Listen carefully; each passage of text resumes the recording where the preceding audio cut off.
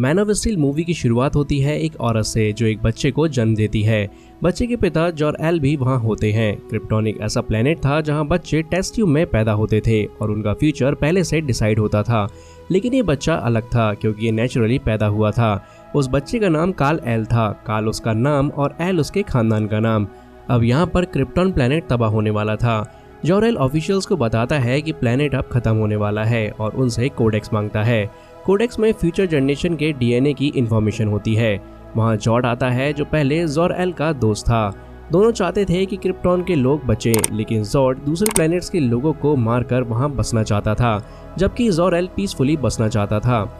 जॉर्ड गुस्से में ऑफिशियल्स को मार देता है। फिर जॉर-एल कोडेक्स लेकर अपने घर चला जाता है और कोडेक्स को अपने बच्चे के डीएनए के साथ मर्ज कर देता है। जॉर-एल कहता है कि काल-एल ही क्रिप्टॉन की उम्मीद है, इसलिए उसे किसी और प्लेनेट भेजना जरूरी है।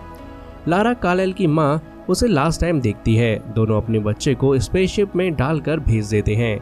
तभी जॉर्ड वहाँ आ जाता है और कोडेक्स मांगता है।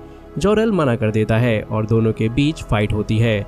अब जॉर्ड गुस्से में जॉर-एल को मार देता है, लेकिन तब तक काल-एल का स्पेसशिप दूर निकल चुका होता है। जॉर्ड गुस्से में अपने सोल्जर्स को अटैक करने का ऑर्डर देता है, लेकिन क्रिप्टॉन के ऑफिशियल्स उन पर हमला कर देते हैं। अब जॉर्ड और उसके सोल्जर्स को मास मर्डर और थेफ्ट के लिए फैंटम जोन भेज दिया जाता है, जहां वो हजारों साल तक साइरोजेनिक स्लीप में रहेंगे। उधर काल-एल का स्पेसशिप धरती की तरफ बढ़ रहा होता है। क्रिप्टॉन तबाह हो जाता है। लारा अपने प्लेनेट का अंत देखकर दुखी होती है। अब काफी साल निकल चुके होते हैं और सीन प्रेजेंट टाइम में शिफ्ट होता है। अब क्लार्क केंट यानी कि सुपरमैन एक फिशिंग शिप पर काम करता है। तब रेडियो पर पता चलता है कि एक ऑयल रिग पर आग लगी है और वर्कर्स फंस गए हैं। सुपरमैन तुरंत उन्हें बचाने चला जाता है। हेलीकॉप्टर के आने पर वो गिरते हुए टावर को रोकता है ताकि सब सेफ वहां से निकल सके। हेलीकॉप्टर बच जाता है, लेकिन पूरा रिग ब्लास्ट हो जाता है और सुपरमैन पानी में गिर जाता है। अब पानी में गिरते ही क्लार्क अपने बचपन को याद करता है। स्कूल में वो टीचर की बातें नहीं समझ पाता था क्योंकि उसकी पावर्स बहुत ज्यादा थी। वो सब कुछ देख सकता था, सुन और महसूस कर सकता था। डर के मारे वो स्कूल के स्टोर रूम में छुप जाता था क्योंकि उसे काफी सारी आवाजें सुनाई देती थी। उसकी माँ मार्था आती है और उसे समझाती है कि अपना फोकस छोटा करो, सिर्फ मेरी आवाज सुनो।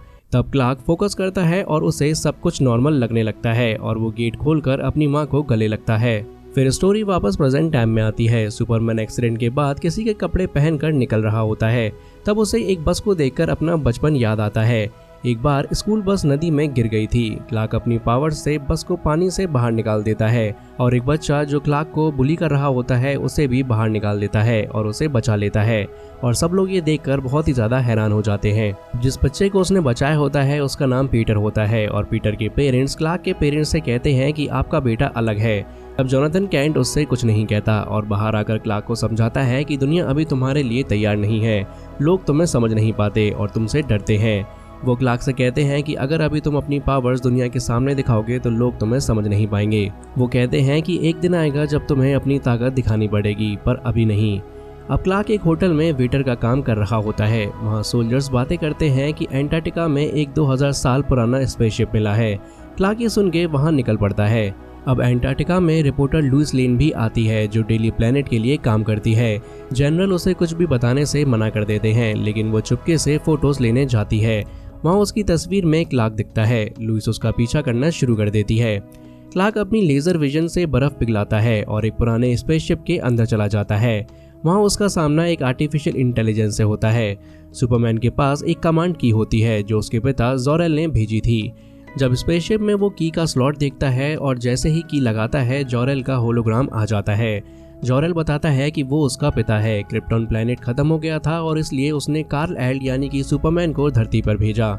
उसने कोडेक्स यानी कि फ्यूचर जनरेशन का डीएनए सुपरमैन के डीएनए में डाल दिया था क्योंकि वो क्रिप्टॉन की आखिरी उम्मीद था। अब जॉर-एल उसे एक स्पेशल कॉस्ट्यूम देता है जिसमें एस बना होता है जो होप यानी कि उम्मीद का सिंबल होता है। लुइस लेन भी स्पेसशिप तक आ जाती है। आर्टिफिशियल इंटेलिजेंस रोबोट्स उस पर अटैक करते हैं, लेकिन सुपरमैन उसे बचा लेता है। अब अगले दिन वो लेन को आर्कटिक में छोड़ देता है। लेन सुपरमैन को एक मसीहा मानती है और डिसाइड करती है कि इस स्टोरी को छापना ही है। लेन जब अपने सीनियर रिपोर्टर को बताती है तो वो मना कर देता है। कहता है कि दुनिया एलियंस के लिए तैयार नहीं है। लेन फिर भी एक खबर छापना चाहती है, इसलिए वो एक और रिपोर्टर के पास जाके कहती है कि आर्कटिक में जो भी मिला है उसे न्यूज़पेपर और रेडियो पर छापो। अब उधर सुपरमैन, जिसे अब अपनी असली पहचान मिल चुकी थी, अपनी पावर्स को टेस्ट कर रहा होता है। वो बहुत ऊंची ऊंची जंप करता है और उड़ने की कोशिश करता है। पहले वो एक बर्फीली पहाड़ी से टकरा कर गिर जाता है। तब उसे अपने पिता जोरेल की बात याद आती है। तुम सबसे अलग हो, तुम सबसे खास हो, तुम्हें कभी डरना नहीं है। तुम्हारे सामने मुश्किलें आएंगी पर तुम उन सब के लिए तैयार हो। यहाँ का सूरज तुम्हें हमेशा शक्ति देगा। ये बातें सुनकर सुपरमैन एक और उड़ान भरता है। इस बार वो गोली की तरह आसमान के बादलों को चीरते हुए बहुत आगे निकल जाता है। इस तरह एक नया सुपरमैन यानी कि मैन ऑफ स्टील सामने आता है। फिर सीन शिफ्ट होता है लुइस लेन की तरफ, जो सुपरमैन पर रिपोर्ट लिखना चाहती है। वो क्लार्क कैंट के घर जाती है और उसकी माँ मार्था कैंट से मिलती है। फिर जोनाथन कैंट की कब्र पड़ जाती है और वहाँ क्लार्क आता है। लुइस लेन कहती है, तुम दुनिया के लिए सेवियर बन सकते हो, पर तुम अपनी शक्ल क्यों नहीं दिखाते। फिर क्लार्क अपना पेनफुल पास्ट याद करता है और उसे बताता है एक बार टॉर्नेडो आया था और उसके पिता जोनाथन अपने डॉग यानी कि हैंक को बचाने के लिए कार में वापस गए थे, लेकिन तूफान आने की वजह से उनका पैर गाड़ी में फंस गया था। जब इसके बारे में दूर खड़े क्लार्क को पता चलता है तो वो उन्हें बचाने की कोशिश करता है, लेकिन उसके डैड उससे मना कर देते हैं कि ये सही वक्त नहीं है अपनी पावर्स दिखाने का, और टॉर्नेडो उन्हें ले गया और क्लार्क अपने पिता को ना बचा पाने का दर्द हमेशा महसूस करता है। लुइस उसे समझाती है, तुम हमेशा लोगों को बचाने के लिए सामने आओगे, ये तुम्हारी आदत है। क्लार्क अपनी माँ से मिलता है और कहता है कि अब उसे अपनी असली पहचान पता चल गई है, वो कौन है और कहाँ से आया है। ये सुनकर उसकी माँ इमोशनल हो जाती है, पर क्लार्क कहता है, मैं आपको छोड़कर कहीं नहीं जाऊँगा। उधर यूएस मिलिट्री को पता चलता है कि बड़े स्पेसशिप धरती की तरफ आ रहे हैं। तभी पूरी दुनिया की लाइट चली जाती हैं और टीवी चैनल्स पर और फोन पर एक ही मैसेज आता है, हमारे प्लेनेट का एक आदमी काल एल तुम्हारे प्लेनेट पर है, उसे हमें दे दो वरना हम तुम्हें नहीं छोड़ेंगे। अगले दिन सभी लोग बहुत डर जाते हैं, अफरा तफरी मच जाती है। सब लोग सोचने लगते हैं ये काल एल कौन है, अगर एलियन है तो इतने सालों से हमारे बीच कैसे रह रहा था। तब वो रिपोर्टर जिसने पहले लुइस लेन से इस एलियन के बारे में सुना था, टीवी पर सारी इन्फॉर्मेशन बता देता है। उसके बाद यूएस मिलिट्री एफबीआई के साथ लुइस लेन के घर पहुंचती है उसे पकड़ने के लिए। क्लार्क कैंट यानी कि सुपरमैन को भी पता चल जाता है कि वो लोग लेन को पकड़ने आ रहे हैं और उसे लगता है कि ये सब जॉर्ड की वजह से हो रहा है। वो एक चर्च में जाता है और वहाँ के पादरी से बात करता है। क्लार्क कहता है, न्यूज़ में जिस एलियन के बारे में बात हो रही है वो मैं ही हूँ, क्या मैं अपने आप को दुनिया के हवाले कर दूँ। पादरी कहता है, ये फैसला तुम पर डिपेंड करता है। क्लार्क कहता है, अगर मैंने ऐसा किया तो लोगों का मुझ पर से भरोसा टूट जाएगा, उन्हें लगेगा कि एक एलियन इतने सालों से उनके बीच रह रहा था। तब पादरी कहता है, विश्वास की परख पहले होती है, उसके अंजाम बाद में समझ आते हैं। पादरी की बात सुनकर सुपरमैन डिसाइड कर लेता है कि वो यूएस मिलिट्री के पास जाकर अपने आप को सरेंडर करेगा। अब मिलिट्री फोर्स सुपरमैन को हथकड़ियां पहनाकर एक रूम में ले जाती है। वहाँ उसका इंटेरोगेशन होता है। उसके सामने लुइस लेन भी बैठी होती है और वो पूछती है, आखिर इस एस का मतलब क्या है। सुपरमैन कहता है, हमारे ग्रह पर इसे होप कहते हैं, यानी कि उम्मीद। वहीं दूसरी तरफ कांच के पीछे बैठे मिलिट्री के लोग उनकी बातें सुन रहे होते हैं। तब सुपरमैन कहता है, मुझे पता है आप सब यहाँ पर हो, मैं इस ग्लास के आर पार देख सकता हूँ। मुझे ये भी दिखता है कि आपकी जेब में आपका आईडी कार्ड है जिस पर आपका नाम लिखा है और एक आधी खाई हुई टॉफी भी रखी हुई है। मैं सब कुछ देख सकता हूँ, आपको मुझ पर इतनी सख्त सिक्योरिटी लगाने की जरूरत नहीं है। तब मिलिट्री फोर्स कहती है, तुम एक एलियन हो, क्या पता तुमसे हमें कोई इन्फेक्शन हो जाए, तुम्हारा वायरस हमें लग सकता है। सुपरमैन कहता है, मैं आपकी दुनिया में पिछले 33 सालों से रह रहा हूँ, इतने सालों में किसी को मुझसे कोई इन्फेक्शन नहीं हुआ, आपको मुझसे डरने की जरूरत नहीं है, आप मुझ पर भरोसा करके मुझे उन एलियंस के हवाले कर सकते हो। तब सुपरमैन बाहर जाकर अपने आप को सरेंडर करने के लिए तैयार हो जाता है। तभी एक स्पेसशिप आकर रुकता है और उसमें से 2 सोल्जर्स निकलते हैं। वो सुपरमैन को ले जाते हैं और मिलिट्री फोर्स से कहते हैं, हमें ये लड़की यानी कि लुइस लेन भी चाहिए। मिलिट्री वाले मना कर देते हैं, तुमने एक एलियन मांगा था, हमने दे दिया, अब लड़की क्यों चाहिए। फावरा कहती है, यानी कि वही सोल्जर, अगर तुमने इस लड़की को नहीं दिया तो मैं जनरल जॉर्ड को सब कुछ बता दूंगी।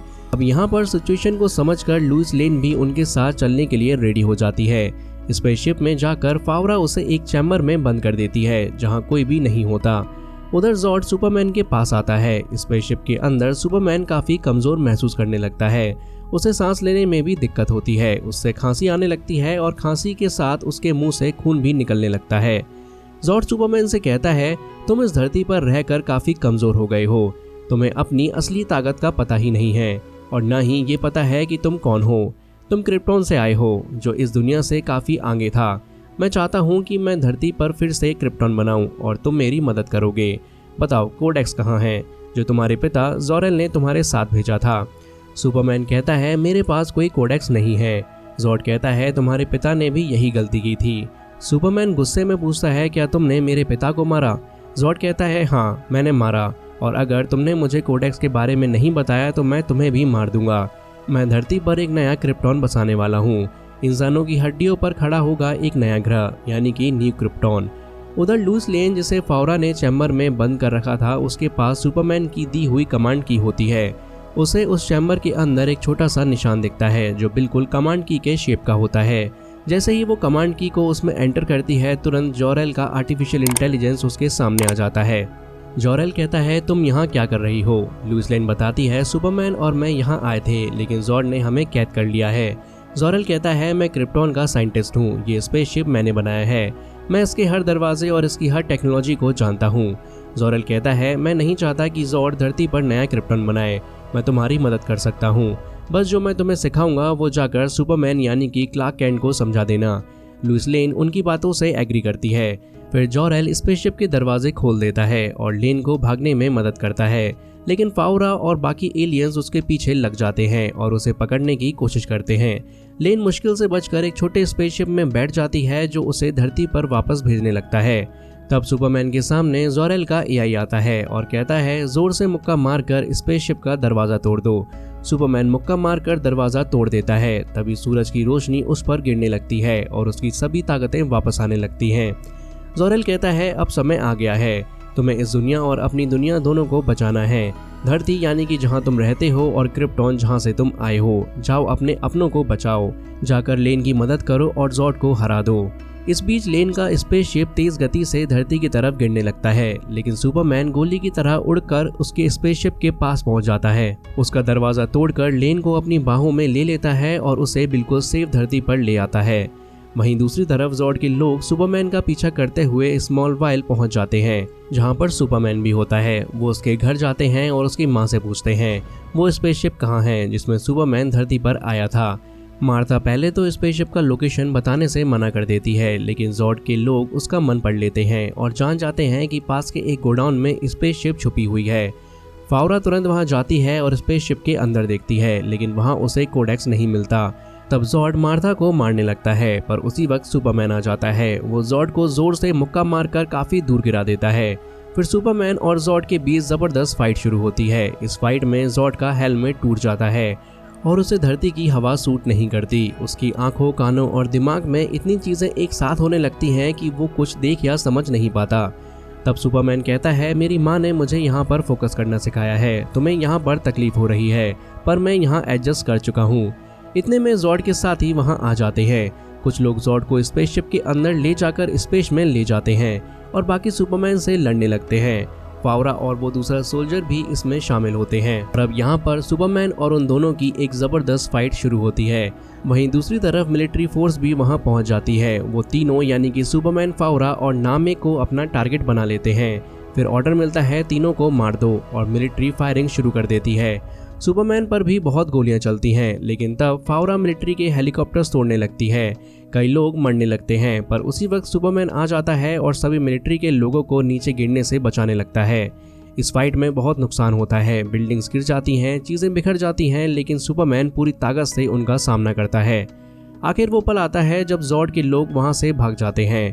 मिलिट्री के सोल्जर सुपरमैन को देखते हैं और अपनी बंदूकें नीचे कर लेते हैं।